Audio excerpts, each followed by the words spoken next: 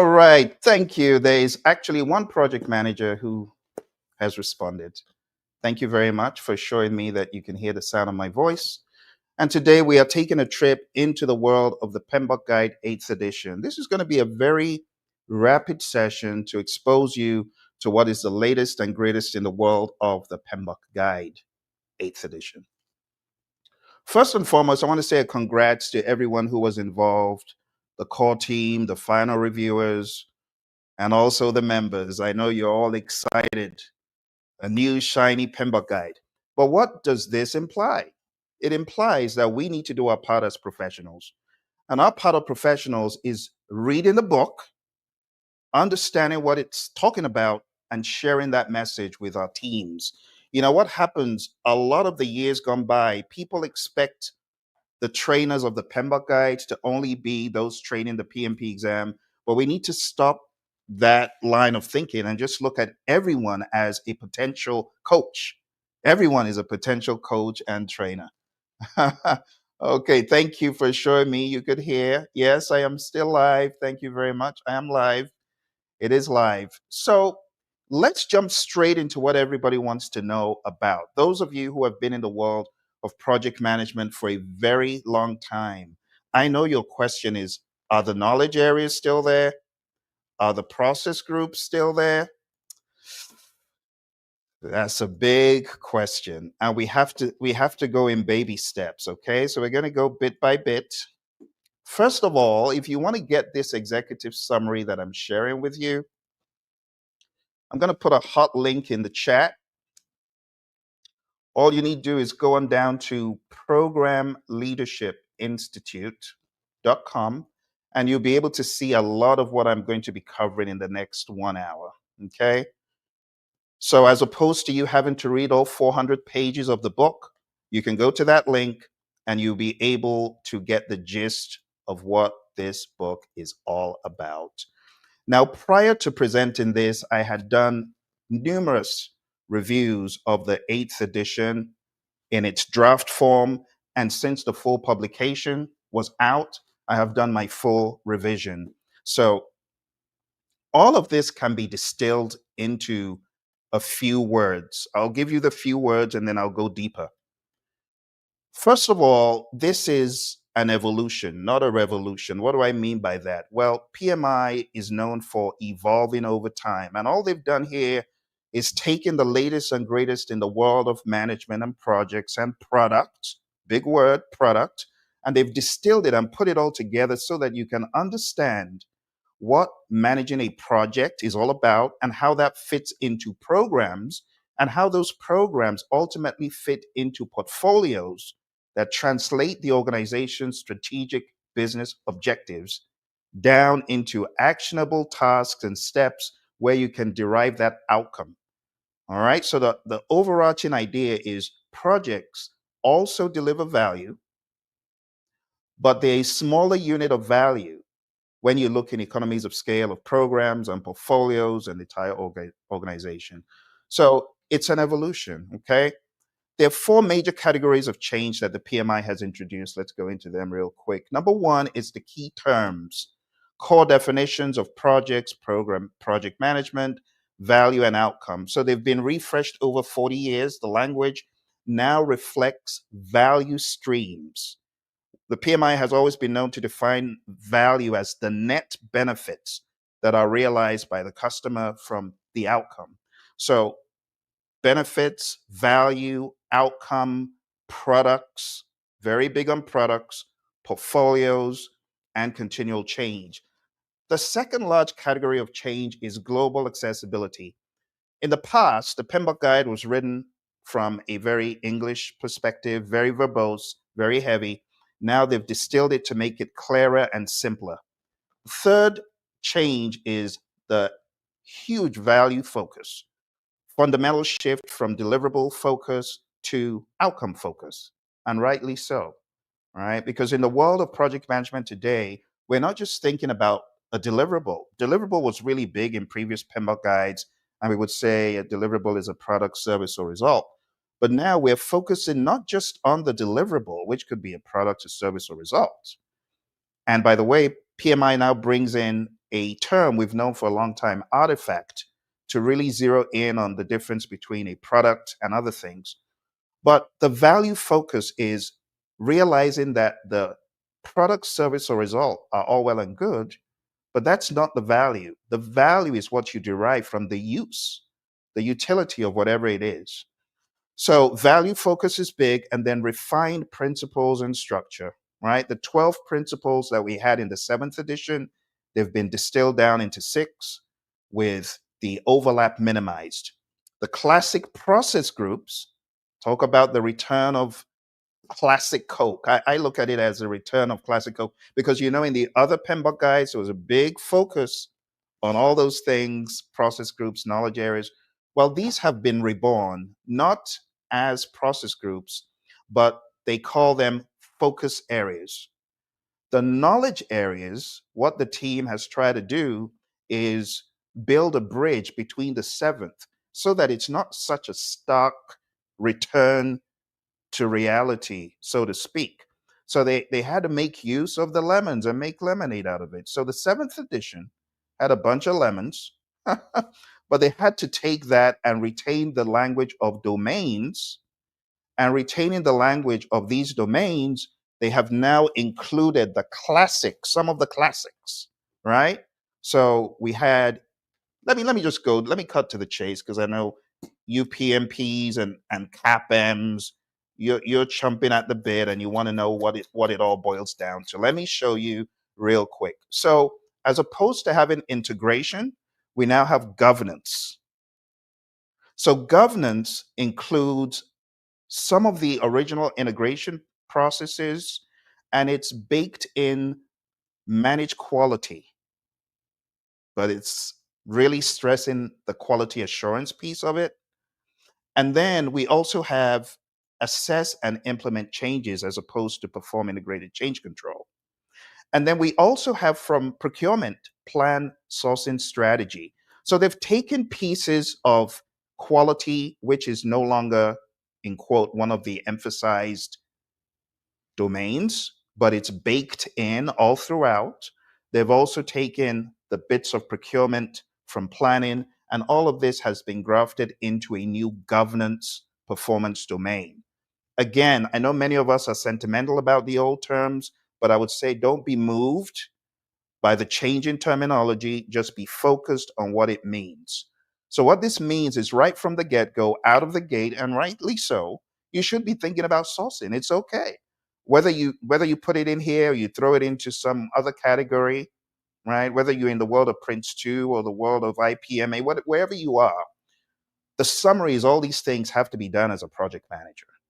All right. So that's governance. All right. Then going into scope, we have the usual, right? Plan scope management. But I like this terminology. Let's zero in on it real quick.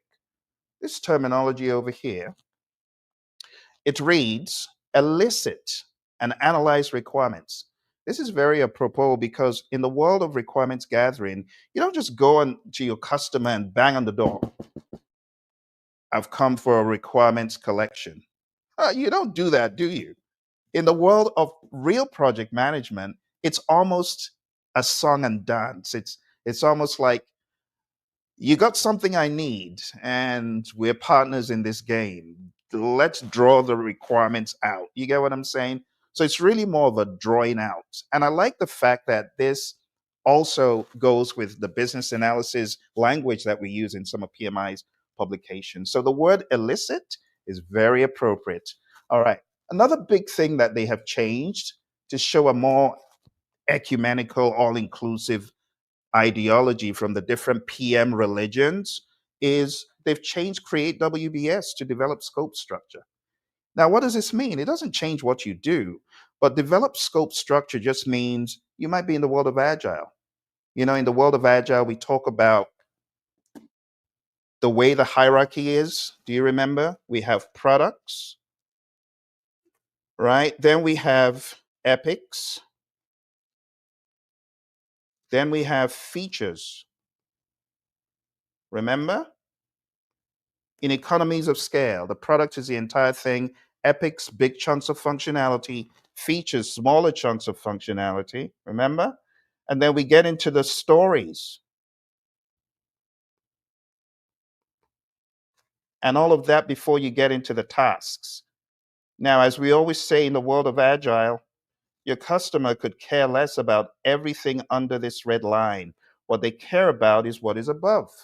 So, in the world of Agile, we kind of look at breakdowns differently. We don't look at breakdowns like a WBS, and it's not a very laborious breakdown. You know, like some WBSs, like on some projects I've worked on, like weapon systems projects, those could go down to a 7 level WBS.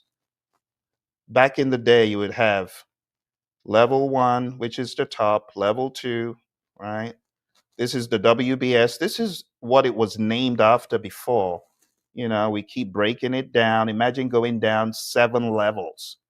Now, that was very necessary in a weapon system project, but not everyone needs to use a WBS. You might be in the world of Agile, and all you need is a breakdown, a product breakdown.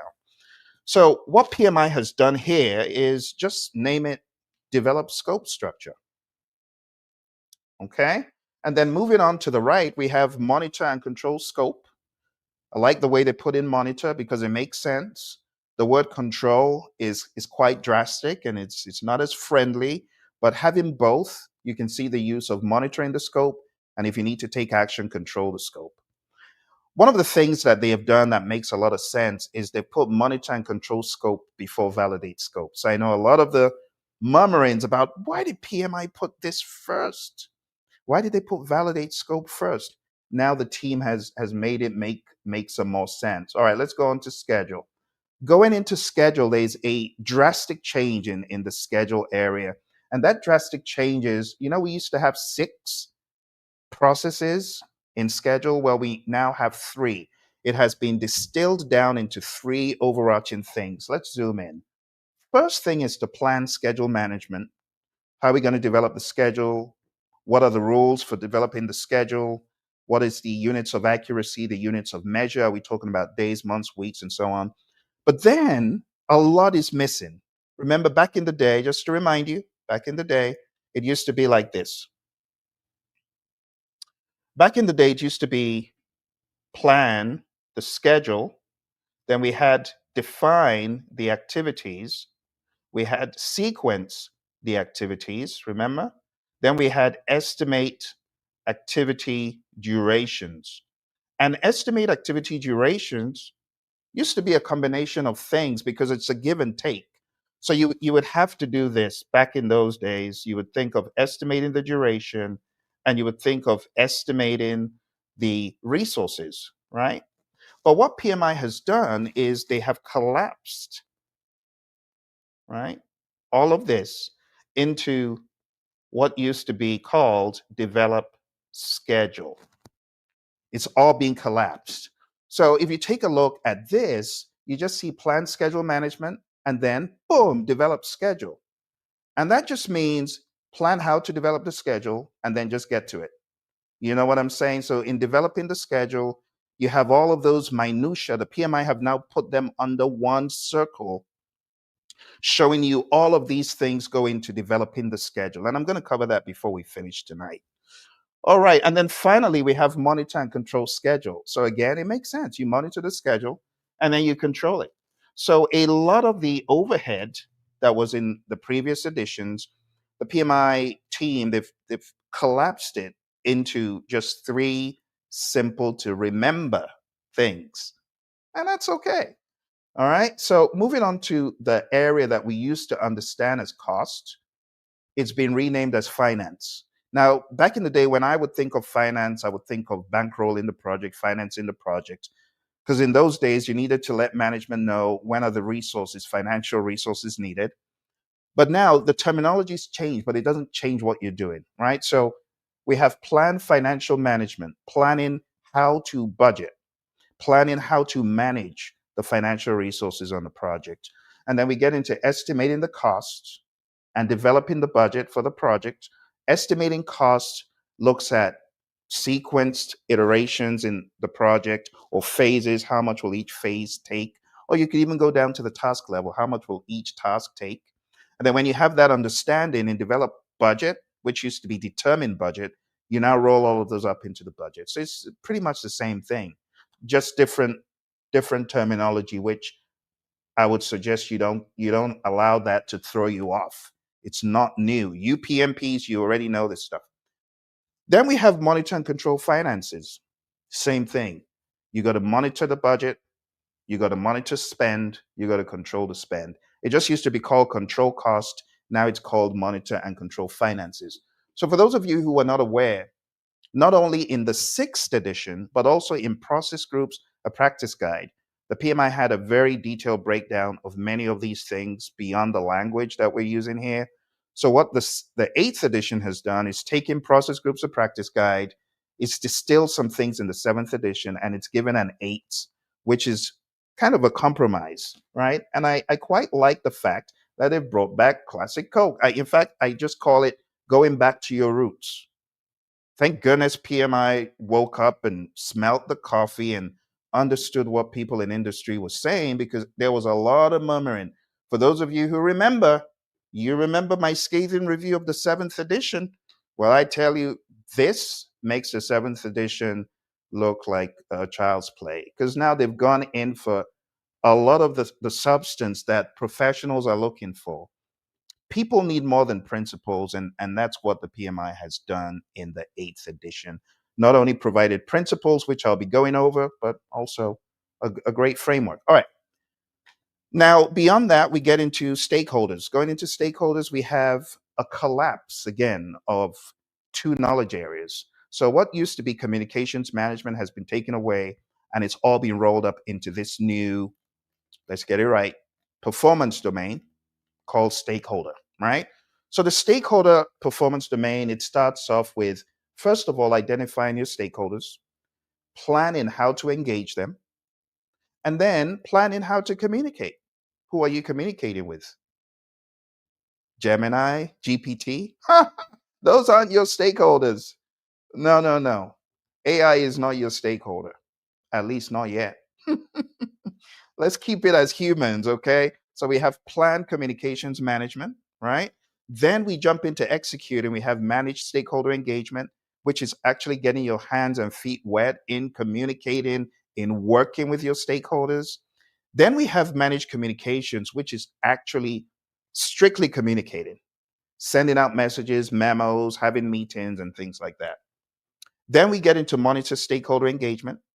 And this entails monitoring how your stakeholders are engaged. Do you need to do something differently? And you notice PMI always keep out the word control where humans are involved. And here we have monitor communications. So for a layman, I mean, I know it's a lot more processes in one place, but it's quite easy to remember. You identify who you're going to be working with, you plan how to engage them and how to communicate, you communicate with them, you work with them, and then you check to see if your engagement and your communications are working. Pretty straightforward. All right. Then we get into the world of resource management. And I was quite happy. There's one piece of this that delights me. I'll cover that before we finish. But you got 5 things to do. One is you plan the resource management. How are we going to manage our resources, human, equipment, material, supplies, and facilities? Then you estimate the resources, how many, how much of human, material, equipment, supplies, facilities. The PMI have also introduced the word virtual resources. And virtual resources are not, they're not the people working at home. No, virtual resources could be things like servers and cloud and stuff like that. Then we have acquire the resources, human, equipment, material, supplies, right? And then we have lead the team. And this is my favorite. This is my favorite. I like this because it brings in one of the things we talk about on the PMP exam. We talk about leading the team. But leadership is everything. You know, the great John Maxwell, my mentor, he says everything rises and falls on leadership. Everything, even great project management. So if I was going to choose one out of all of these that was most important, I'll say is about leading the team, because you can have all of the infrastructure, all of the artifacts, but if you're not leading the team properly, everything falls flat. You know, and John would say the true measure of leadership is influence, nothing more, nothing less. It's all about influence. So if you're not able to positively impact and influence the team, everything is gonna fall apart.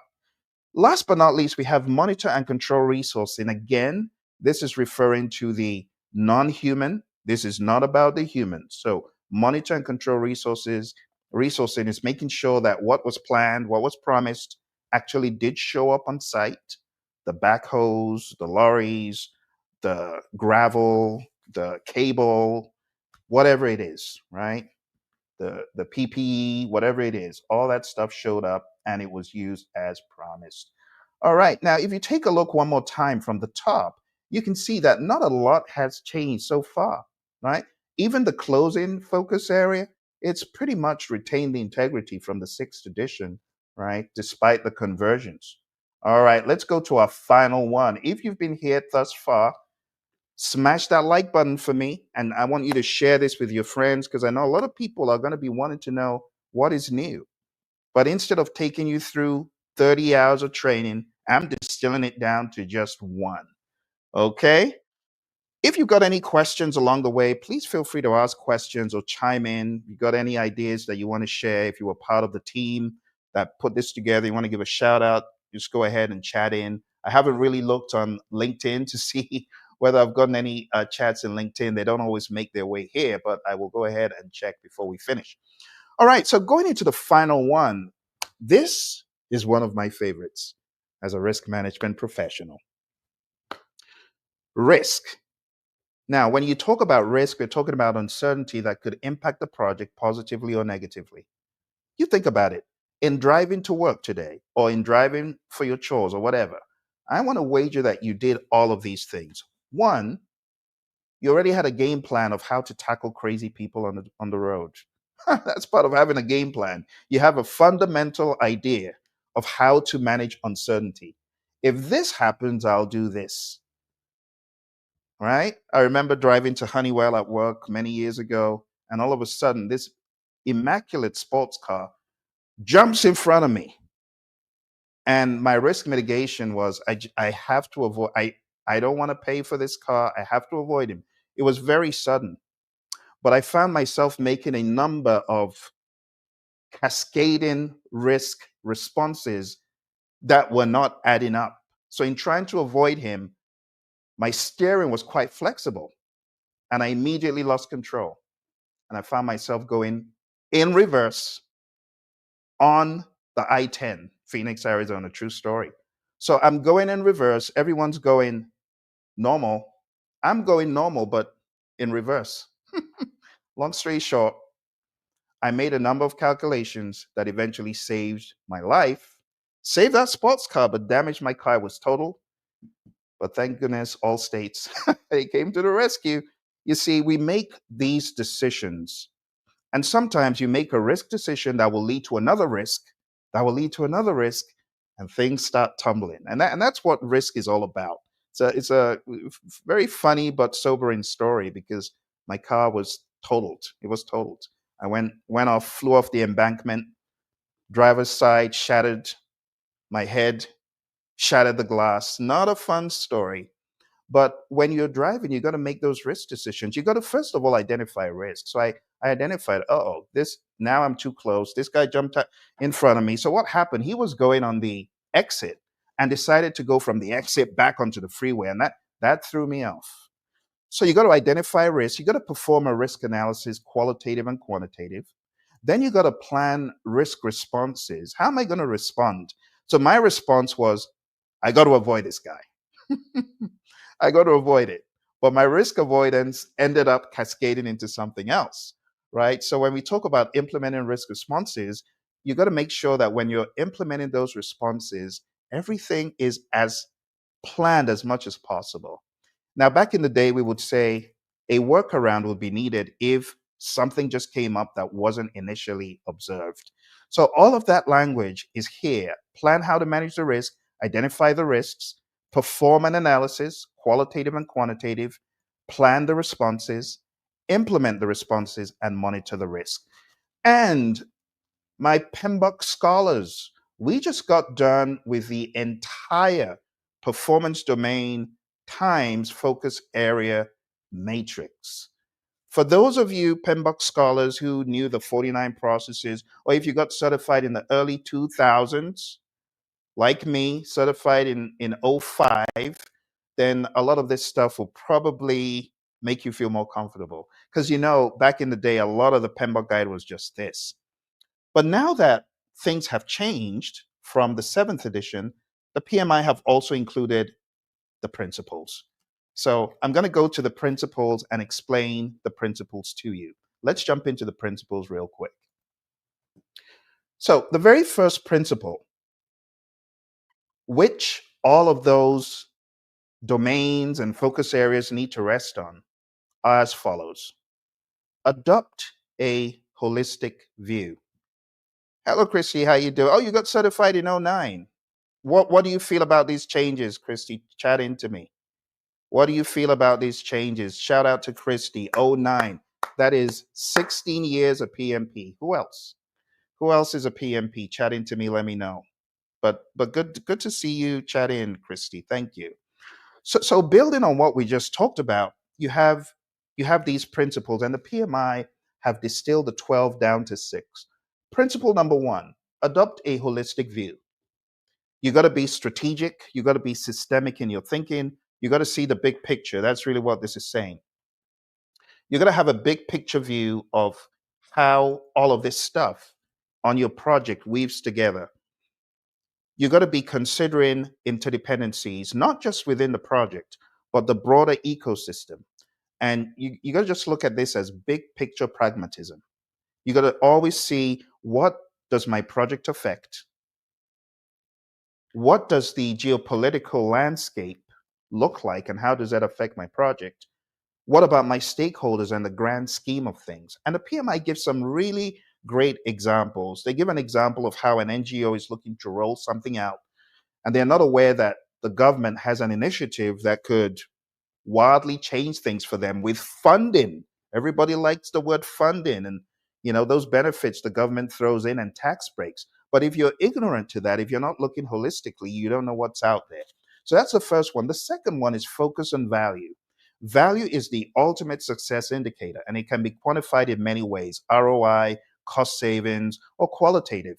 Like when a stakeholder gives a good testimonial, or you are aware of the impact that your project makes, that's value. So value is not more, it's what matters. The PMI give a really good example here of an organization who is working on a project, and there are many, many features, but the many features are actually a deterrent to value, because people get confused being that there's so many features. So how can you actually add value?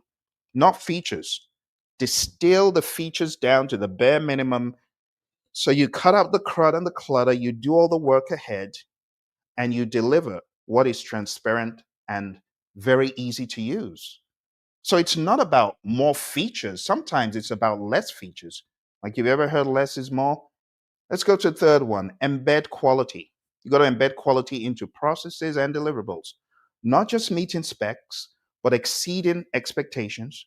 And it includes performance, reliability, resilience, efficiency, sustainability, and compliance. Let me give you a very quick look at the world of quality.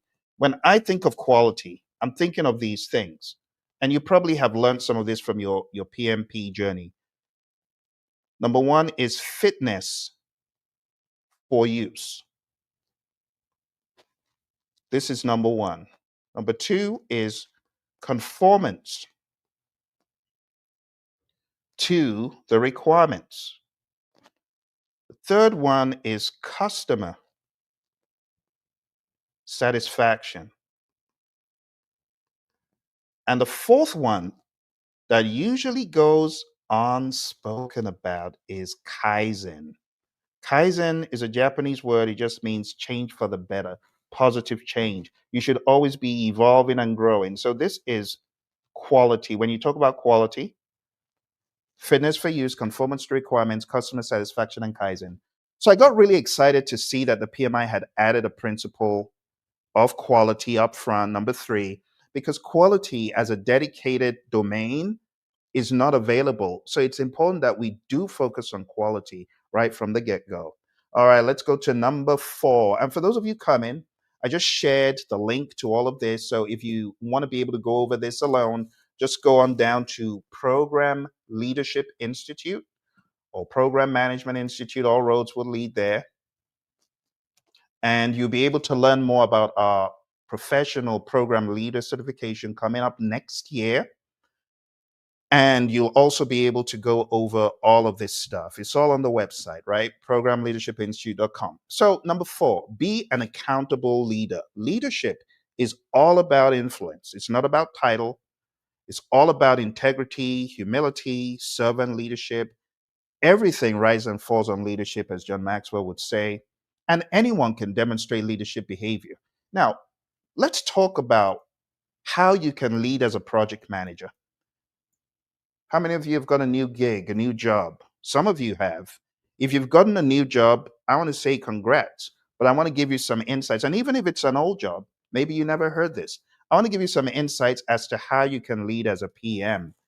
John Maxwell, in his well known book, The 5 Levels of Leadership, talks about 5 levels. And as a project manager, when you come in, this is level 1 for you. You are a positional leader. Level 1 is position. You have nothing except, well, Phil is a PMP. I think he can do this job good. Phil gets in, and his delivery is either going to make or break his leadership. If he's unable to deliver, he's not going to be looked at as a great leader. But even beyond delivery, think about it. When you get into a firm on day 2, they still don't have a track record of what you can do. Day 3, day 4, day 5, even the first 2 weeks, right? But eventually they begin to see if you are delivering value, if you are stepping up to the plate. So you know what else they judge you on day 2, 3, 4, 5. Actually, day 1, the moment you walk into the door and you meet your team, let me show you. This is the permission level. Permission. What do we mean by this? Well, when you meet people, they're actually going to give you permission to lead them or not. They're going to say, oh, I'm going to follow Christy. She's a good PM. I like her. Now, you see that word likability? That's what you've got on day 1, 2, 3. Actually, for your first few days, you can show likability. And I love what the PMI say in this edition, because they talk about humility. If you don't have that humility, that servant leadership, that roadblock remover mindset, you're not going to be able to lead beyond level 1. You will be a positional leader forever. You don't want that. You want to evolve, right? So you got to go to level 3. Level 3 is production. Again, this goes in line with the PMBOK guide, because we talk about results, outcome. So level 3 is people follow you because of what you have done for the firm, what you have done for the department, what you have demonstrated. And if you're not demonstrating and you're not delivering along with the team, I'm like, Phil's a useless leader. He can't even lead the team. The team was better off before he came. You get what I'm saying? And then you got to get to level 4, which is the people level. At the people level, people follow you because of what you've done for them, because of what you've done for your colleagues, your peers. My goodness, talk about the peer level. That is so important, because your peers are the ones who are going to jump in to save you when you're drowning, the same way you jump in to save them. I remember being at Honeywell and my contract had come to an end, and guess who jumped in to say to the hiring manager of my next gig, hey, you need to hire Phil. If you don't hire him, you missed the boat. Who was it? My peers. They said, you got to hire this guy. He's good. Hire him. So I left Honeywell on a Friday and came back on a Monday. I left Defense and Space on a Friday, came back to IT Effectiveness on a Monday. Why? It was the people that I was leading. I was showing value. How? How do you show value? Well, some of you already know the story. I was teaching the PMBOK guide and teaching the PMP exam. It wasn't my job. Let's understand that. A lot of PMPs, you got to start teaching this stuff. I need you to teach the 8th edition. Go to the page that I've shared with you and break it down. Watch this video over and over again. Teach it to your companies. Some of you be ducking and diving. I'm shy. I don't want to speak. No, you got to speak. This is the edition that you begin to teach. Did I hear an amen? This is the edition that you begin to teach. I'm serious. Lots of you be hiding from PMBOK Guide like it's your enemy. I don't want to teach it. You can make it very simple. So at the people level, show value, and people are going to be there for you. Just like it happened to me at Honeywell. All my peers came out of the woodwork, told that hiring manager, you got to hire Phil. You got to hire him. It's almost as though they're holding placards. All right, number 5. The final level here is what we call the pinnacle. And at the pinnacle, this is where people see you as the epitome of the leader. You have done level one, you've done level two, you're still doing level one and two, still doing three, still delivering great stuff, still being a roadblock remover for your team. And boom, you get to the pinnacle. And all of that philosophy of why people follow you, the project manager, is distilled into this simple statement: be an accountable leader. You know what accountable means? It means passing the buck stops here. Passing the buck stops with you. That's the realization. Leadership as influence, not as title. Okay. Moving on to number 5, build an empowered culture. Another great quote from my mentor, John Maxwell, is only secure leaders give power to others. Isn't that true? Haven't you seen leaders that want to hoard power to themselves? They will never let you do anything beyond a tiny little bit. They want to do it all themselves. But PMI says no, don't do that. PMI in PMBOK 8 says you got to build an empowered culture, right? The secure leaders give power away.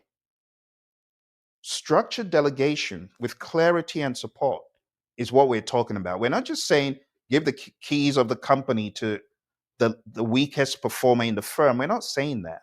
But we're saying that weak performer can be grown in economies of scale by delegating with clarity and support, right? This creates psychological safety where input is valued and concerns are welcome. Have you ever been shut down in a meeting? Like in a meeting where everyone's speaking and you speak and they ask you, we don't have time for that, let's move on. How unflattering, how sad. But that's how a lot of organizations are. They shut down the peons. There's a peon and a boss mindset, and we don't want it to be that way. And that's why we got to have an empowered culture. The PMI talks about so much stuff here. They talk about diversity and inclusion. You see, the problem when we talk about DEI, people forget being inclusive just means getting everyone involved. We're not even talking about race, religion, orientation. They're not even talking about all that. Just give people a chance to speak. That's what it means. Like having a diverse palette of voices is only going to help your team do better.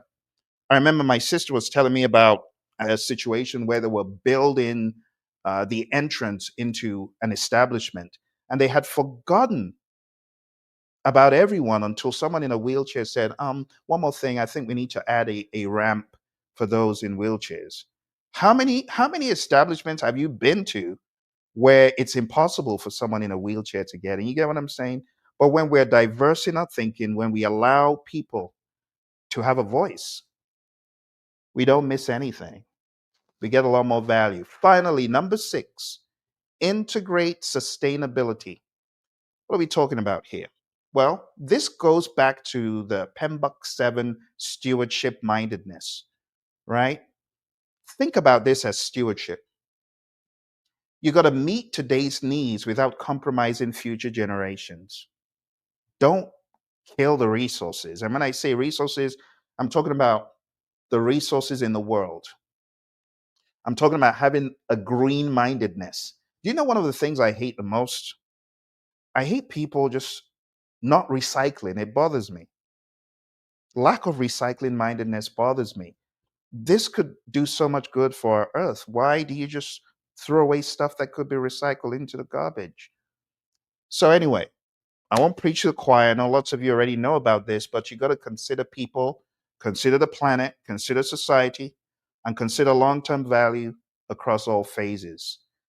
When you distill all that I've said down, my friends, you got the principles which guide your attitude and your mindset, distilled down to 6.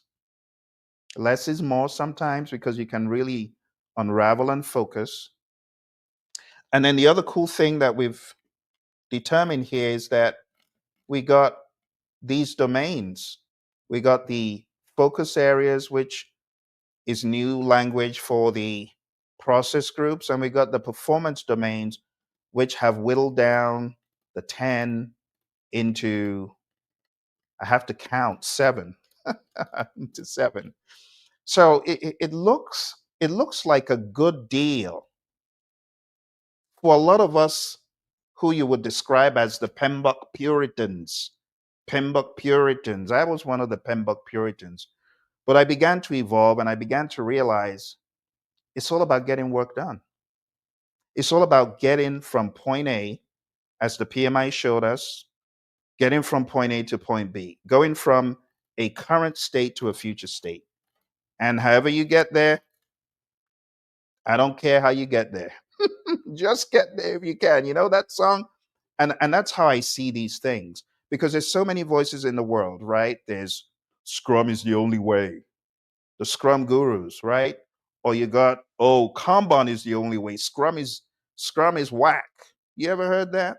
It's very colorful in the agile community. Some people think Scrum is the only way. Some people think Kanban is the only way. And then you have those who are free thinkers who are like, I don't care how you do it, just do it. Whether you're going to use knowledge areas, process group, focus areas, domain, I don't care about the language. Just show excellent leadership. That's what it boils down to. Did you get it done? Did you deliver value for the stakeholders? Was the bottom line met? Was the investor money properly invested with great oversight? See, the problem with a lot of firms is they have no oversight. There's no governance, talking about governance at a higher level.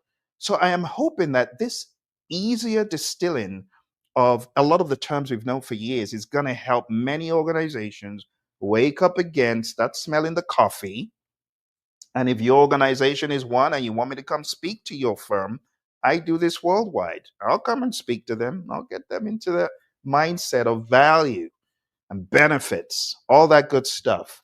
So, my friends, again, the PMBOK summary, you can get it at programleadershipinstitute.com. All this stuff that I've been going over with you, I would love for you to just open this page and start a conversation. A lot of organizations, they have PMOs, but the problem with the PMOs, they don't have any formal interaction for lessons learned or even informal. The project managers aren't speaking to each other. They're calling all that they're doing different things. There's a divided house of I'm agile, you are a peon, you're doing waterfall. One of the crazy things that happened in PMBOK 8 is they actually included the word waterfall. I was actually against them including the word waterfall because, waterfall is quite demonized. And a lot of people, when they say they're doing waterfall, it's actually not correct. Because if you look at the original Rolls-Royce model, it's not a straight A, B, C, D. They were feedback loops in that original Rolls-Royce model. So when we talk about waterfall, we're talking about something pretty rigid, and that is shown in the 8th edition. But I want you to think more like predictive, hybrid, adaptive. That's also brought out in PMBOK 8. Okay. Now, those of you who are my PMBOK scholars, you're going to stay behind for the coup de grace. This is the final. Okay. I'm going to go over everything finally to make sure I do a great job for you. So let's take a look one more time at this evolution. So, chapter 1 is where I started, and I talked about the 4 categories of change. Chapter 2 gets into the core concepts, things such as value, the excess of financial and non-financial benefits, outcome versus output. This is a very important one that I gotta stress, because we go into the definition of a project and it reads a temporary initiative in a unique context undertaken to create value. I like that, because we're not talking about delivering a product, service, or result like we used to. It's not that we don't deliver a product, service, or result, but the focus is more on value. Temporary nature means defined beginning and end, unique context, driven by distinct goals, environmental conditions, and constraints. Then we have project management. What I like here, it's very subtle. The PMI has done some subtle here, but it's definitely a good addition. So it's the application of knowledge, skills, tools, and techniques. Watch this. This goes against the original PMI grain to meet or exceed intended value. Uh-oh. Did we just rewrite what quality meant? I think we did. Think about it. When you go to your favorite restaurant and what is delivered to you is less than ideal, you are incensed. When it is just what you're expecting, you're like, okay, quality was met today. But when it goes above and beyond, you are a raving fan. You become a crazed raving fan. And lots of you know your favorite brands. I don't know what your favorite brands are. I've got my favorite. I used to like Tommy. I don't hate him anymore, but I like other things now. But you have an idea that brand, when you buy a Tommy product and it's like, what is this? This is poor quality. Where was this thing made? Then you begin questioning it. But when you get, those of you coach people, you get your little coach bags and purses, and you're like, wow, this is quality, just as I expected. But what happens when it's way beyond what you expect? You're even happier. You're a raving fan. So are we going to say that quality is only when you deliver exactly what the customer wanted? No, that's old school. So PMI have revised the understanding of what quality means. It's there in other places in the book. Project success: a consensus view among beneficiaries, stakeholders, and participants that the project delivered value worth the effort and expense, delivered or exceeded. Imagine that, right? Portfolio, pretty much same as before. Program, pretty much same as before. One of the things that was talked about in a previous PMBOK guide, which is really important. I got to cover this. In fact, I got to cover some of the most important pieces in the beginning. It's the system for value delivery. And it just says portfolios, programs, projects, products, and operations are no longer separate silos. They're interlocking components of a larger system designed to generate and sustain value.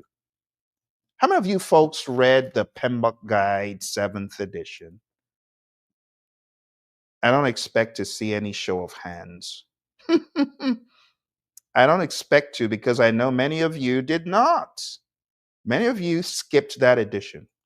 Well, let me see if I can wake things up a little bit for you here. Okay, I'm going to try to wake things up. Let's go into a deeper dive. I'm going to highlight what a lot of people missed. Let's go there.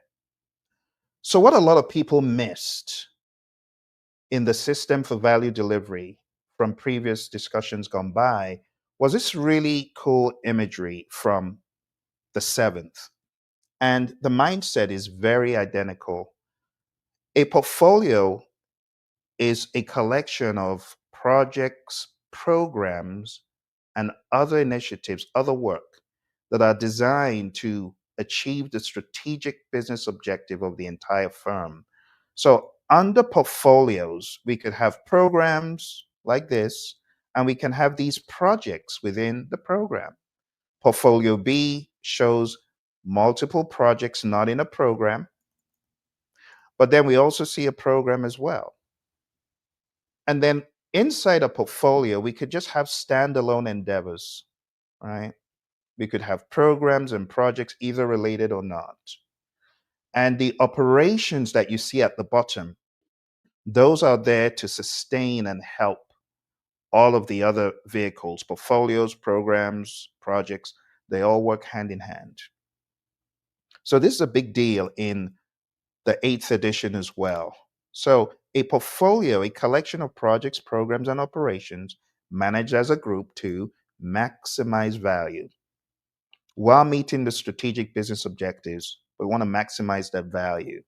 And then a program is a group of related projects managed together to achieve benefits not available individually. Okay, so this is quite important. Moving on from here to how I see this world, I see it like an aquarium, right? I see the system for value delivery as an aquarium. And the operations is the lifeblood of the aquarium. It's like the water. The programs, as you can see here, are like the rocks. The portfolios are like the bigger boulders, if you will. The projects are like the pebbles. And the outcome is peace, relaxation. Look at the fish enjoying their little habitat there. It's like the value delivered delights the fish. That's how I like to see it. Now, moving into the flow of information, which is also covered in the eighth edition, the idea is as follows.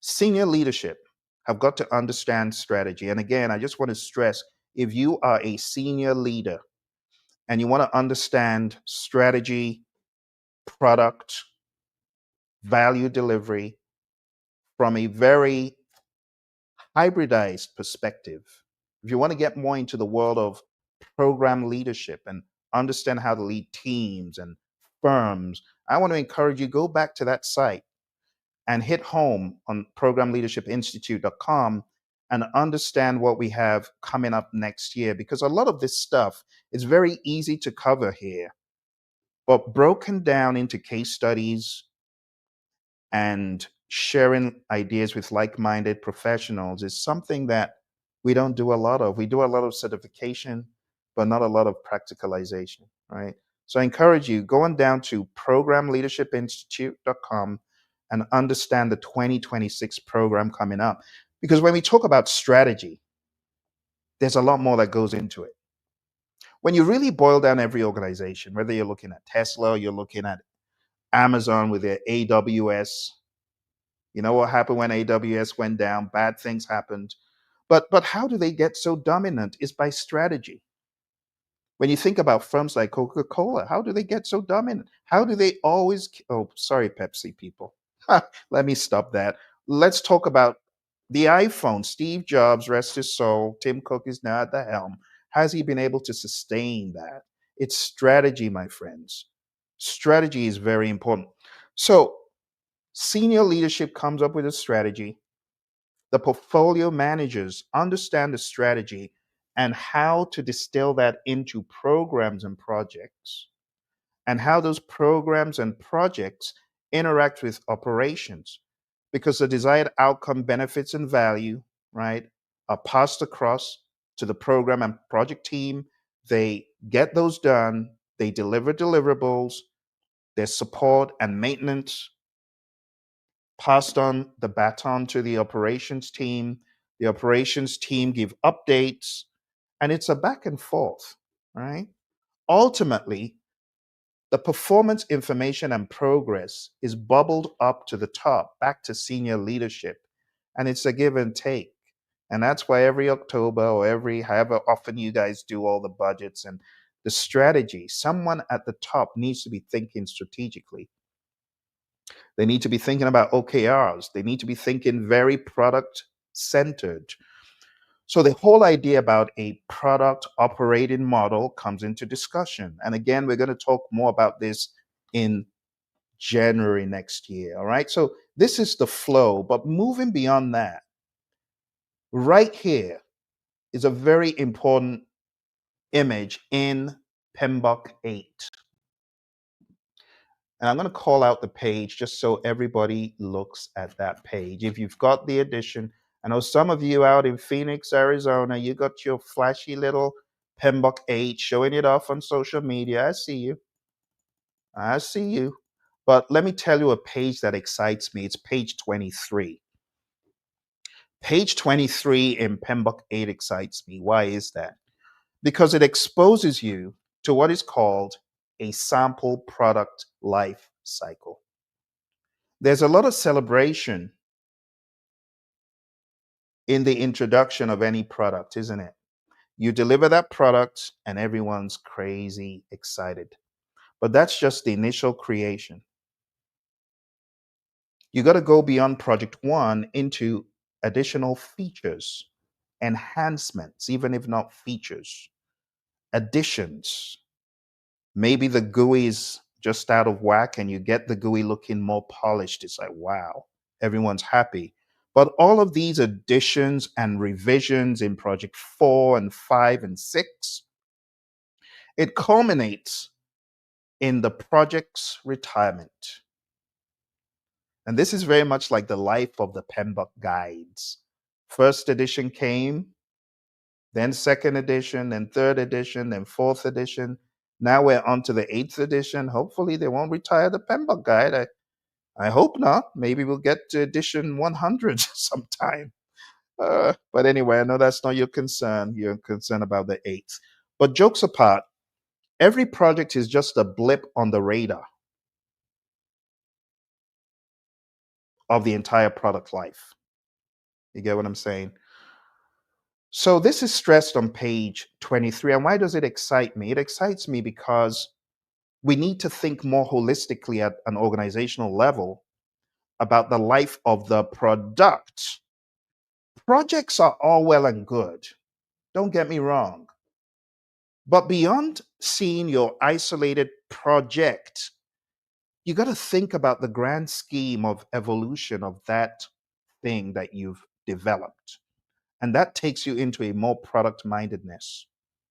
And now we're talking about programs, and you can see how program A, you have project one, you have project two over the passage of time, project three, and a lots of you in government, you see how every year there's a new program, or the program is in place, but there are new projects to sustain the program.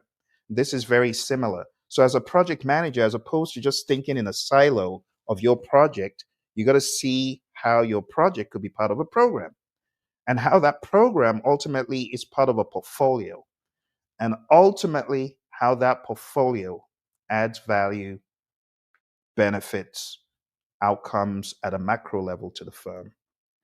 Okay, so let's go back to PMBOK 8, take a look at things we may not have covered here.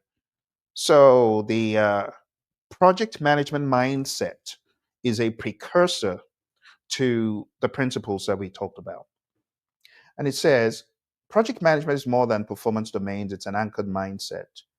And the mindset is distilled into these three dimensions, which filter down into the principles that we just talked about. So the three core dimensions is one, be proactive. And that means adopting a holistic view of all elements and interdependencies and embedding quality into the process and deliverables from the start. Then we have ownership, be an accountable leader who demonstrates integrity. Build an empowered culture with psychological safety where people feel valued, right? Where people aren't thinking that what they have to contribute will be looked down on, if you get what I mean. We want to maintain that philosophy that it's okay to contribute to the discussion. And then we have value driven, focus relentlessly on delivering real value and integrate sustainability across all project areas. And that's how we got the six principles that we talked about for a long time. Also, here we have the sustainability pyramid. And it just says when addressing project externalities, unintended negative impacts should follow this hierarchy. The best thing to do is avoid negative outcomes. That's the highest priority.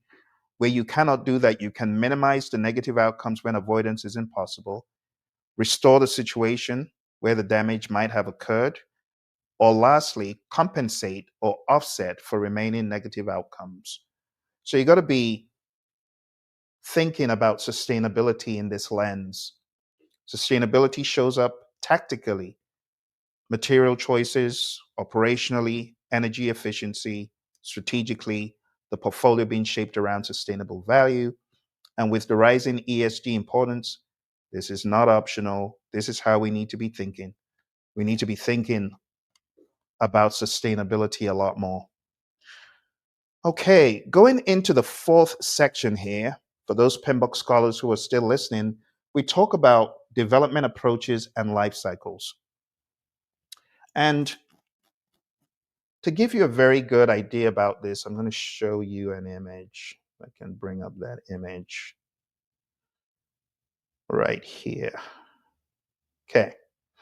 So when you're thinking about life cycles, you got to bucketize them into predictive or hybrid or adaptive. Hybrid is a combination of predictive and adaptive, right? It could be 60-40, it could be 70-30, it could be 80-20, it could be a variety. Now, when we talk about hybridized project management, I was very happy to see this making its way into the 8th edition. And in the 8th edition, when we talk about hybridization, We see it in these four possibilities. Number one, adaptive. You can have an adaptive section of your project where everything is pretty much agile. Although what typically happens is the agile components often follow a lot of structure. So we put predictive first, and then we have adaptive. And what we mean by this is really we have a more agile section of the project. You can have everything planned up front, get those done, and then the implementation or the navigation across the firm needs to be more adaptive. So we're talking about hybrid models here, hybrid models. So that's the first model. The second model is what I call an agile predictive sub. So you could have this going on your project. You could have a predictive aspect and an adaptive aspect, all happening at the same time in different sections of the project. Thirdly, you can have a whole lot of predictive processes going on, and you can have a small pocket of pockets of adaptive.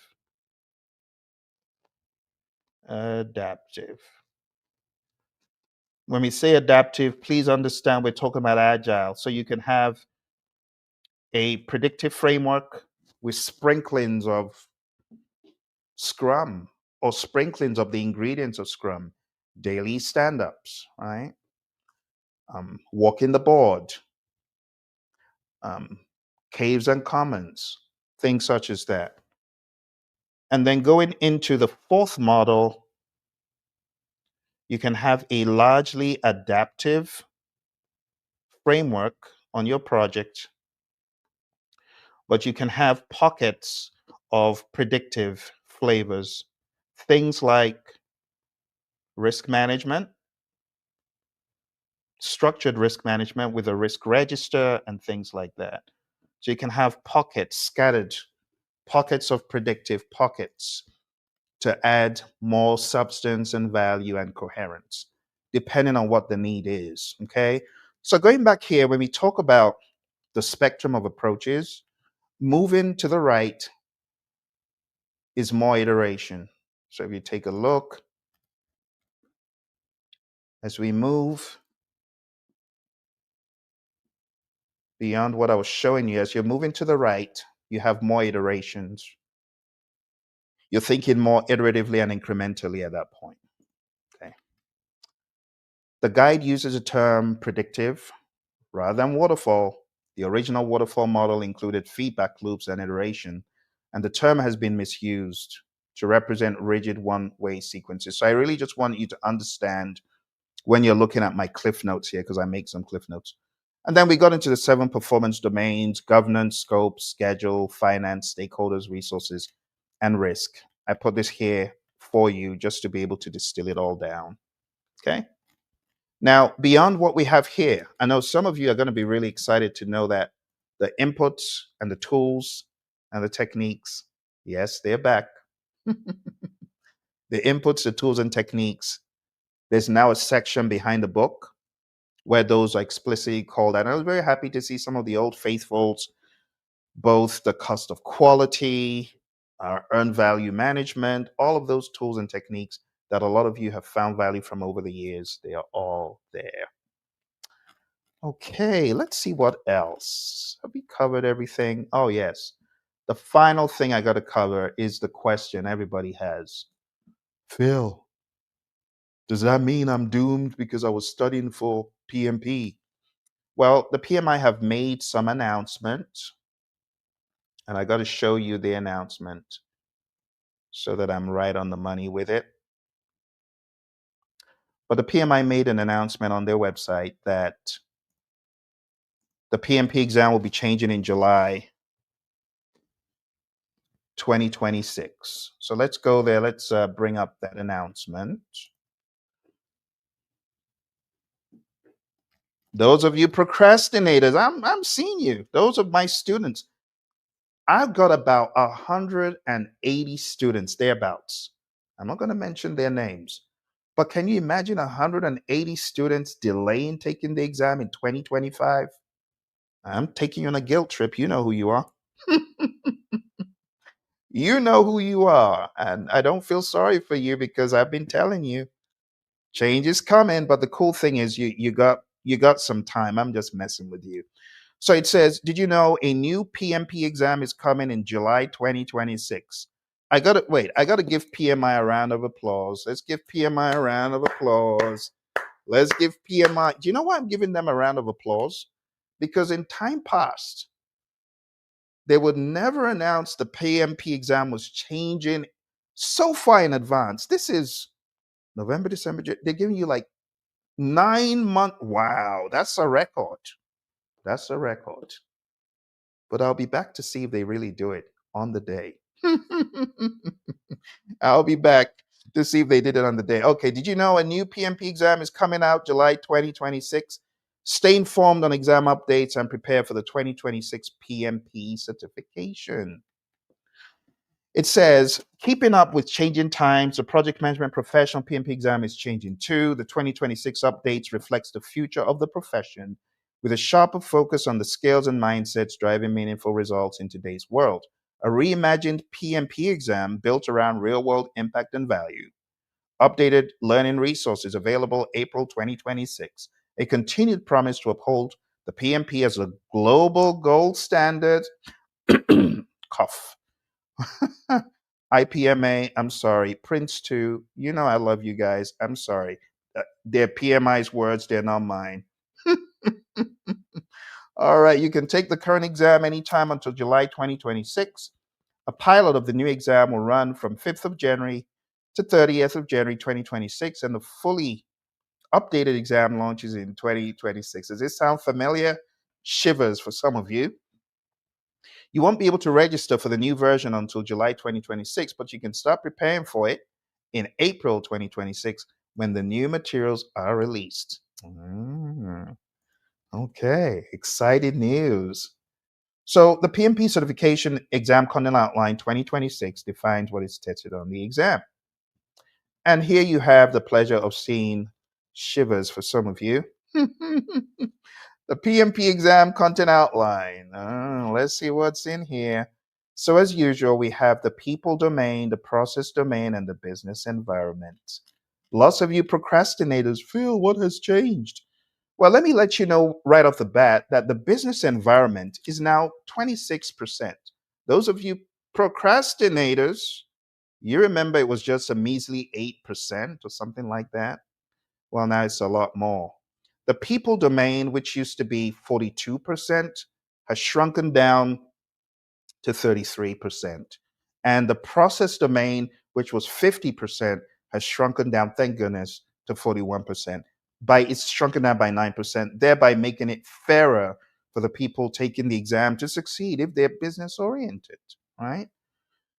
But at the end of the day, when we get into the details, this is what we see. Okay. People domain. Task 1, develop a common vision. You know, even the good book says where there's no vision, the people are in trouble. Yep, that's true. So we want to develop a common vision. Number 2, which used to be number 1, is now manage conflicts. And it just makes sense. As a PM, as a team, you should take conflict head on.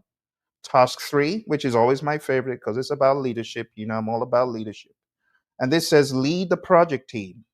Establish expectations at the team level, empower the team. Don't you love it? Solve problems, all that great stuff. We have engaged stakeholders, which hasn't really changed. But when we talk about engaged stakeholders, what I like about this new content outline is they've made it very clear that you got to identify them, analyze them, and tailor the communication. And this is quite in line with PMBOK 8. Task 5, still on stakeholders, is about aligning stakeholder expectations. Task 6 is about managing stakeholder expectations. Task 7 is about helping to ensure knowledge transfer. And this just makes sense. I was on a project and there was one person who knew everything. And I was scared. I hope he doesn't get hit by a bus because that's the end of the entire project. He wasn't doing any knowledge transfers. He was the brain behind the entire thing. But we don't want to do that. We want to make sure that we're transferring knowledge. Number 8, plan and manage communications. That's what the project manager should be doing. Hello. And moving on to the process domain, you see a very stark jump in people versus process compared to the previous content outline. What is that? Well, back in the day, the people domain used to be 14 tasks, but now we have only 8 tasks. So 6 tasks have been integrated into other areas. And that takes us into the process domain. So at an executive viewpoint, we now have 10 tasks for the process domain. This used to be 17. So I'm very delighted to see there's been a cut down of just, a lot of stuff that could be rolled up into one. Task 1 says develop an integrated project management plan and plan delivery. This just makes sense whether you're agile or you're predictive. It says recommend a project management development approach, determine critical information requirements, recommend a project execution strategy. And the bottom line is you got to collect and analyze data, make project decisions. The second task is develop and manage project scope, which just makes sense. Task 3, help ensure value-based delivery. It's all about value, my friends. And I'm glad that PMI is focused on the value. It's not about the big old processes to get deliverables. It's really about, are we value-minded even in the features we're working on, or are we just doing busy work? You get the idea. Task 4, plan and manage resources. It just makes sense, right? It's more like the resource area that we talked about, plan and manage procurement. I quite like the idea that procurement is front and center in its own task since PMI removed it from the 8th edition and kind of weaved it into various processes throughout the 8th edition. Plan and manage finances. The language now rhymes with PMBOK 8. Plan and optimize quality of products and deliverables. Very happy to see quality making its appearance, and rightly so. Plan and manage schedule. Just makes sense. It's stuff we talked about earlier. Evaluate the project status. You already know stakeholders are big on this. So metrics, analysis, reconciliation, things like that. Then we get into task 10, manage project closure. It just rhymes with the language in the PMBOK Guide 8th edition. Finally, my friends, we have the business environment, and business has swollen up to 8 tasks from 4. So it's double the size. But I'm quite excited because I'm a business guy. I like this stuff. So we have task 1, define and establish project governance. And PMI would often define governance as a framework within which authority is exercised. And it just makes sense because we're talking about escalation path and thresholds. We're talking about planning and managing compliance. This hasn't changed from the last outline. Manage and control changes. Just makes sense. It's what project managers always do anyway. Remove impediments and manage issues. I would have looked at that more in process, but even at a more executive standpoint, we can look at removing impediments much more higher up on the food chain. Task 5, plan and manage risk. Again, it's something that you could do at the organizational level or you could do at the project level. So some of this used to be in process, it's moved on to business. Task 6, continuous improvement, Kaizen, as I mentioned earlier. Task 7, support organizational change. If the organization is changing and your project supports it, that's something you should be happy about, right? And task 8, evaluate external business environment changes. This used to be in the previous outline. Talking about what you need to be a PMP, if you have a secondary school diploma and all of this other good stuff, which has now been called out, upper secondary school leaving certificate, and so on, then you need 5 years, right? 5 years of non-overlapping experience. And it says leading projects in the past 10 years. So they've taken it back more than just 8 years. Before it used to be 8 years. Now it's, 10 years. So that gives you more ramp up time. I actually had a student asking me, Phil, I really would have liked to retake my PMP. Cautionary note: if you are PMP certified and you're thinking of letting it lapse, put on your smart person hat, because I've had a lot of stakeholders who let their PMP lapse. They find themselves in a different place in life and they want to do it again. I have one of my stakeholders wants to do the exam again. So I got to share this with them that it's now 10 years and they may qualify, because some people haven't managed projects for 15 years, some even almost 20. They got to get the experience. You see why you shouldn't let your PMP lapse. Anyway, completion of a recognized associate's level higher certificate is also recognized here. They say a minimum of 48 months, and they also give you the equivalent. So there's an updated considerations for people that are beyond just the high school diploma. So this is 4 years for people that have an associate's, and I quite like that. So well done, PMI. You're moving with the times. So a lot of people, they're not doing the whole 4-year, 5-year degrees anymore. And then those who have a bachelor's degree, it's still 3 years. And then if you went to a GAC accredited college, a minimum of 24 months. So that has remained pretty much the same. All right, let's get into the grimy details that everybody wants to know. Everybody wants to know. So the PMP exam coming up, we're going to have a total of 185 questions, and they're going to be 10 pre-test questions. Today we have 175 questions, of which 10 were pre-test. So now it's just a clear 175, the 10, but you don't know which 10 they are. Also, the allotted exam time, thank you, PMI, just make it a round number. They've taken away that goofy 230-minute number, and it's now 240 minutes. I don't begrudge them. Good idea. All right, over here, we have case or scenario, where the candidate is presented with a detailed scenario or situation which may include graphs or charts to provide additional context. So, so those of you who are thinking of, oh, I guess I'll just delay the exam. Maybe this will put some fire under you. Look at that beast of a question. Isn't that a ferocious question? This could take the entire exam to understand. So my suggestion to you is, if you're looking at taking the exam in 2025 or before July 2026, yeah, definitely do that. You go ahead and do that, because this, the exam, it always looks like it gets a little bit trickier or more challenging.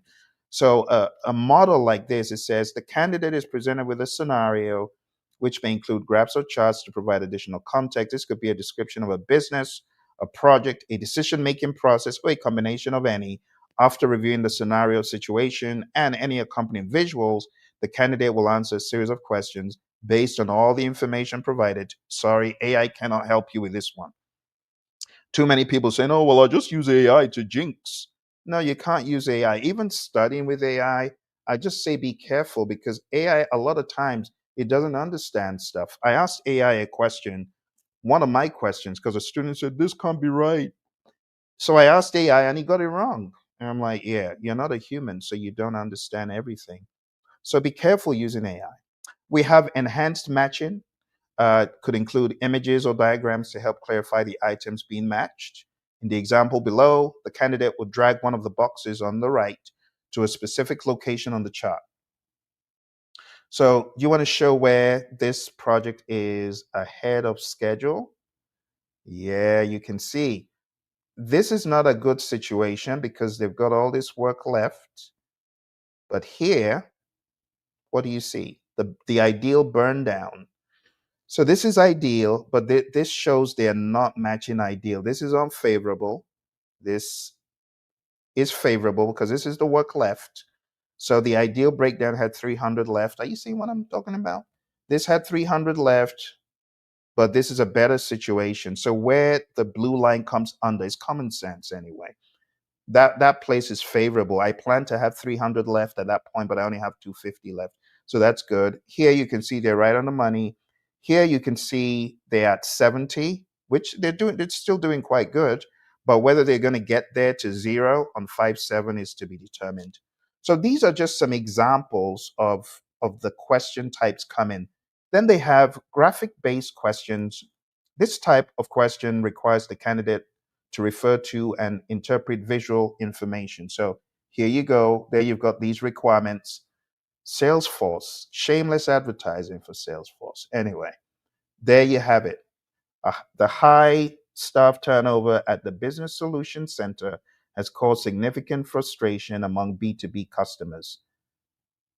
And honestly, the way it was previously on the PMP exam, they would make it baby language for you. Like they'd give you what the mnemonics mean, or they'll give you what the abbreviations mean, like B2B. Some people won't know what B2B is. That would be curtains for them. Except they can use common sense to rationalize it. The others, they kind of did put what the abbreviations mean. So that's cool. Hopefully, people taking the exam know some of these things. Over here, we have multiple choice, single response, multiple response questions, multiple answer choices with more than one correct answer. We have point and click here as well. And you can see the area where you expected to click to get it right has been shown. We have matching, the almighty horrible matching that many of you cry about. Someone cried to me, Phil, I had 12 matching questions. Yeah, it can be tough, and it's not going to change, as you can see on this new PMP exam. All right. Then we have the pull down list. The correct answer must be selected from a drop down as shown below. So it's a lot of new stuff, a lot of new stuff. And then we also have language about taking the PMP exam, retaking the exam, acknowledgements, and the CCR program, right? Make sure you folks go to ccrs.pmi.org. If you've not been checking your PDUs, let me send it to you, because I know some of you are clueless, and I don't want you to lose your certification. Some of you ain't checking up on your ccrs.pmi.org. Let me put that in the chat. For those of you who know that, that is really more about your PMI, PDUs for all the certifications you have. Make sure you're checking up on it. Yeah, because I'm owing PMI. I'm owing them PDUs. I'm owing them like half a PDU. Half a PDU is what is holding my renewal of one of my certifications, which is just ridiculous. I got to get that squared away. Don't let that happen to you. Can you imagine waking up and then going to CCRS and seeing suspended? Your certification is suspended. It's not fun. Make sure you keep an eye on those pesky little PDUs, 60 PDUs, those of you PMPs, those of you CAPMs. Can't remember what it is for CAPM. My CAPM expires in 2027. So I have 5 of these certifications from PMI. I cried uncle after they started churning out more and more certs. I'm like, PMI, I'm done. My OPM3 was 3-in-1. I said, never again. That's it. I'm done with certifications for life with PMI, because my OPM3 was quite an experience, and then they disbanded it. I wasn't happy about that. And I looked in the PMBOK 8th edition. I saw Claudia, my OPM3 teacher. She had OPM3 against her name like me, and then one other person. Only 3 of us in the entire thing. But anyway, my friends, over the past number of minutes, I have been edutaining you. Hopefully, I've been entertaining you with PMBOK Guide 8. I know a lot of the skeptics, like me, wouldn't be very impressed, but I decided to take the high road. And I decided to say, well done, well done, well done. The team of people that put this together. It is very difficult to satisfy 2 million stakeholders. I'm estimating 2 million because of the number of PMPs we have. But anyway, someone wanted to know how much the PMP exam is. If you're not a member, 675. Currently, I hope it doesn't go up again. And then if you are a member, 575 thereabouts. But don't forget, you also have to pay for membership. So the numbers all add up. But any questions from anyone? Questions, concerns, comments that I can answer for you? I don't see any questions. Let me put out the clarion call. Questions.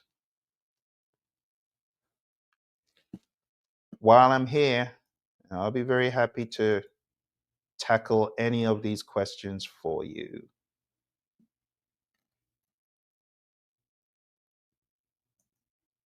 Okay, I don't see any questions. Seems like everyone's squared away. How much does the PMBOK Guide 8th edition cost? Well, I think I ordered mine directly from PMI's site. Let's actually take a look at that. Now you ask. Now you ask. Let's go to pmi.org and let's look at resources. So I think PMI has an offer for the PMBOK Guide that's almost half the price. Let's go there. All right. So become a member to get a free PDF download. So if you're a member, you can get a free download. But I think when you log in, I think when you log in, you see the 7th edition going for a big percentage off.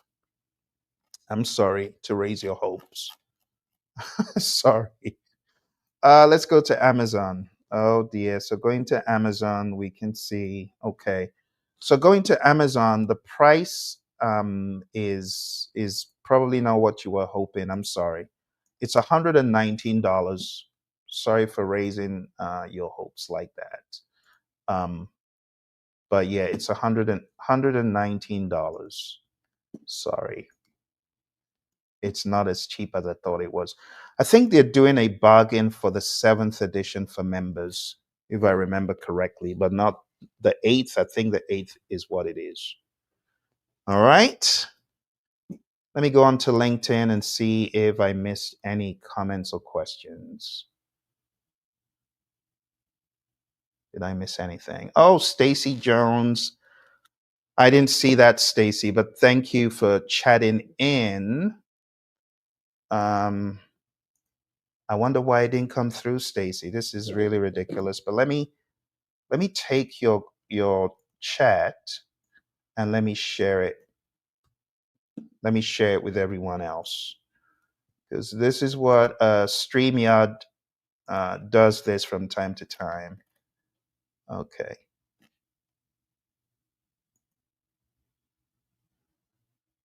Okay. So this is from Stacy Jones, and Stacy says, let's put it on the screen. This is a helpful breakdown. I appreciate how the 8th edition leans more towards principles, adaptability, and value delivery instead of rigid memorization. You got that right. Absolutely. It reflects how real projects actually work, especially in healthcare. Yep, healthcare operations where priorities shift quickly and teams need room to think, not just follow steps. I'm looking forward to learning more about how these updates support better decision making and stakeholder alignment in fast moving environments. Nicely said. Nicely said, Stacy. Thank you very much for that. Right on the money, right on the money. All right, let's see. Did I miss anything else? Because it's very difficult to keep up with chats when you are wading into unknown or unfamiliar territory. To be quite honest, not too unfamiliar. It's just that PMI in the 8th edition, they present more principle, as Stace was saying, more principle mindedness, more product mindedness, and a bigger gathering of ideas, considering different geographies, different languages, different perspectives. Okay. All right. Well, this is just the first of many. I hope to do this again.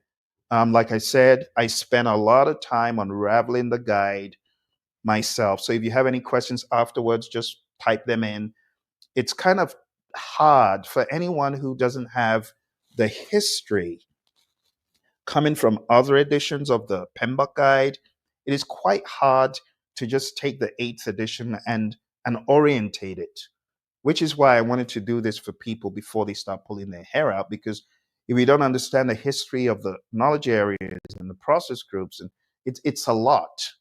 You get what I'm saying? Part of my concerns, let me go back to what I was sharing. Part of my concerns are also, let's see if I can get it back up. Where are you? I got to show you part of my concerns. Part of my concerns were this new PMP exam content outline. If you look at the language here, it says domain 2, domain 1. And these are different from the domains in the PMBOK Guide 8th edition. You get what I'm saying? They're very different. So let's distill it down very clearly, very clearly. Okay. PMBOK 8 versus PMP 2026. Okay. Here we're talking about focus areas.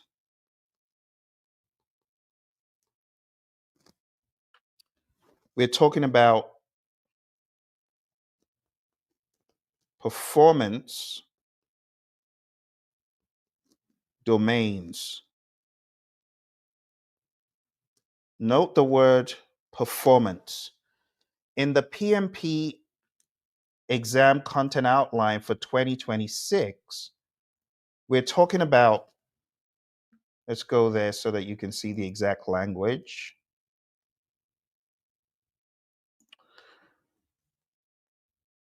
Let's go back right to the beginning. And they're simply referred to as domains. And under each domain, you have tasks and you have enablers. So these performance domains are different from these domains. You could think of these ones as exam domains. The exam domains are people, process, and business. Okay. These are not equal to these domains. So don't get it mixed up because these are exam domains. Let me put the word exam here to help those of you. Exam domains are not the same as performance domains. Okay. And then just to keep your head straight, these are the big pieces that you need to focus on for your exam. You have principles, right? You have performance domains, and then you also have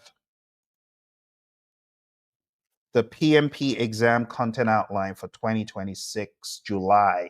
You don't need to worry about any of this stuff I showed you until July 2026 when the exam is changing. Okay?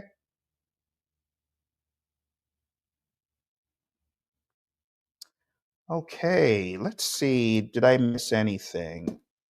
Chandra, how you doing? Good to see you. Chandra is one of our PLI members from the Project Leadership Institute. Thank you for watching, Chandra, and good to see you.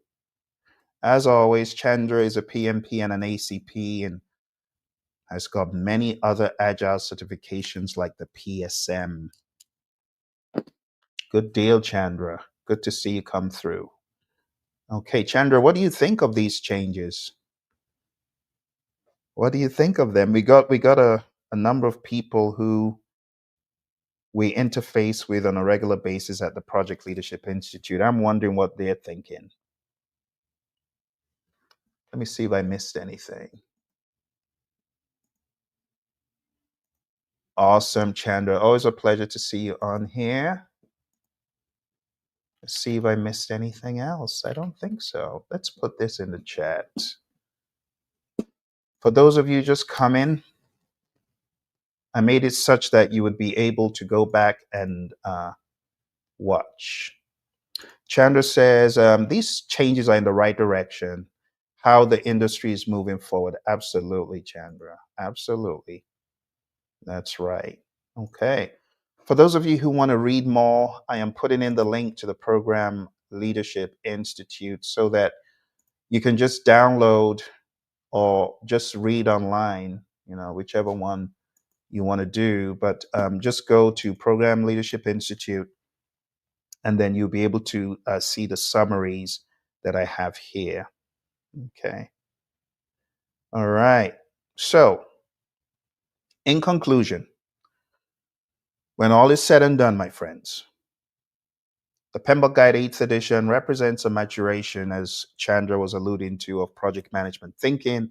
It acknowledges that context matters. No single approach works everywhere. Value is paramount. Projects exist within products. Leadership transcends titles and positions. And sustainability is essential. The 8th edition doesn't abandon what worked. It evolves the conversation to match the reality of modern organizations navigating continuous change while pursuing sustainable value. Here's a final takeaway, my friends. No matter what you do, remember, we're not dogmatically applying every single process, every single focus area, and every single performance domain dogmatically and rigidly to every single initiative. No. For that reason, the PMI included a section on tailoring. And when you're tailoring, you got to ask the question, what is best for the project? What is best for the team? What is best for the organization? But most importantly, what is best for stakeholders? Sometimes you got to deliver in increments. Other times it's almost impossible, but you got to look for ways of delivering value upfront as early as possible. You got to look for ways of getting feedback. And therefore, we talk about things like the MVP, minimum viable product. We talk about minimum business increment, things like that. So I want you to understand the PMI is not saying, this is the message from PMI according to the world, and thou shalt apply it exactly as is. No, no, no. I would say look at it as guidance, showing you possibilities, places where you might not have thought of. Now you have the opportunity to think, PMI said that. Maybe this could work here. Okay. There are many great tools and techniques I have not covered. This book, mind you, is broken into two. It comes to about 401 pages. There's a section that has the principles, but there's a section that has a lot more stuff. And I didn't even cover all of that. Now, if you're getting ready for the exam, you might want to look out for my latest video on 500 definitions of project management. You can find that on the Praision channel because there's so many things. There's absolutely no way we can cover it all. That's a 35-hour course. I also realized that the font size is such that there's a lot squeezed in to some of those tools and techniques and process pages, a lot of stuff. Okay. But if you are a PMP already, you are a CAPM, bookmark this. Do help by subscribing and smashing the like button. Come back to it, watch it frequently, because you're going to hear a lot of things that you may not have heard the first time. I am also giving you the PMBOK 8 challenge. If you are a PMP hearing the sound of my voice, I want you to do this. Take what I've shared with you today. I've already distilled it down on the site, okay? programleadershipinstitute.com. I'm challenging you. I need you to teach this to your team. Those of you who've been certified for over 5 years, teach this to your business unit. Those of you who've been certified for 10 years, teach it to your entire company. No ifs, ands, or buts about it. Okay, my friends, that's all for now. I appreciate you. Thank you, all of those who came through. Chandra, Stacy, Ohene in the beginning. Thank you very much. And I look forward to seeing you again as we continue this journey. This is just the beginning. You take care. I'll see you soon.